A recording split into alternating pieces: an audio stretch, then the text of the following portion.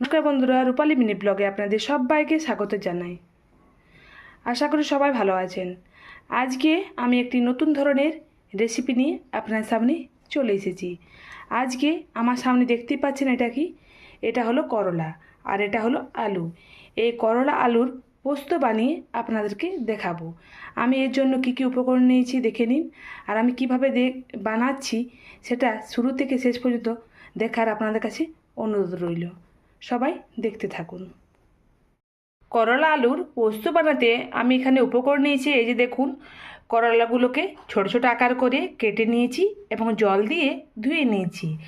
আলুরও খোসা ছাড়িয়ে এই যে দেখুন কেটে নিয়েছি এবং জল দিয়ে ধুয়ে নিয়েছি।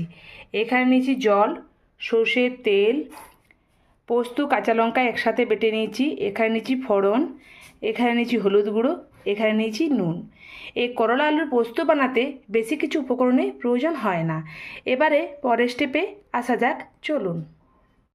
গ্যাস অন করে নিলাম, কড়াই বসিয়ে দিলাম। কড়াইয়ের মধ্যে দিয়ে দিলাম সর্ষের তেল পরিমাণ মতো।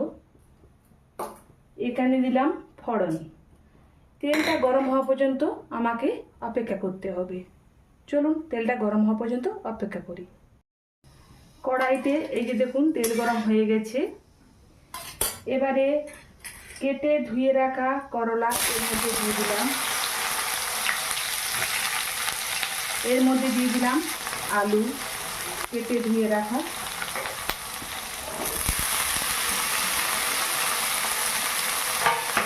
এবারে পরিমাণ মতো নুন দিয়ে দিলাম।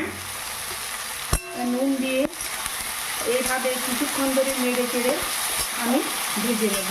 চলুন, কিছুক্ষণ ধরে এইভাবে নেড়ে চেড়ে ভেজে নেওয়ার পর দেখুন অনেকটাই ভাজা ভাজা হয়ে এসছে। এবার দেব পরিমাণ মতো হলুদের গুঁড়ো।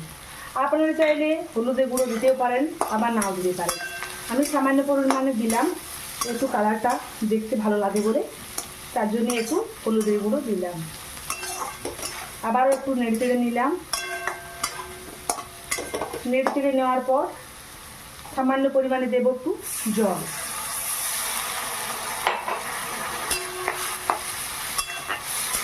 কিছুক্ষণ ধরে এটা আমি এইভাবে সেদ্ধ করে নেব।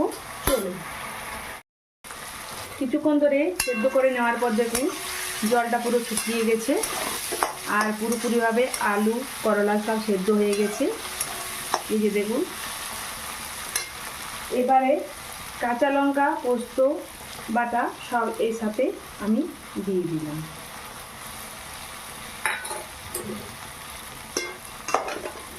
একটু হালকা নেড়ে চেড়ে নিলাম। এই যে দেখুন, আর যেহেতু পোস্ত দিয়ে দিয়েছি আর আমি আঁচটা রাখবো না, এবার গ্যাসটা বন্ধ করে নেব। গ্যাস বন্ধ করে নিলাম। এই যে দেখুন পুরোপুরিভাবে এই রান্নাটা আমার কমপ্লিট হয়ে গেছে। একদিন অন্তত করলার এই আলু পোস্তটা একদিন অন্তত নিশ্চয়ই বানাবেন আপনারা। খেতে দুর্দান্ত লাগে আর এটা খাওয়া স্বাস্থ্যের পক্ষে খুবই ভালো। এই যে দেখুন রান্নাটা হয়ে গেছে। এবারে কড়াই থেকে আমি উঠিয়ে নিই। চলুন, এইভাবে বাকিটা আমি উঠিয়ে নেব। এই যে দেখুন আমি তো বানিয়ে নিলাম করলা আলুর পোস্তুর এই সুন্দর ধরনের রেসিপিটা। আপনাদের যদি এই রেসিপিটা ভালো লেগে থাকে তাহলে অবশ্যই একদিন বাড়িতে বানাবেন, দেখবেন খেতে খুব দুর্দান্ত লাগে।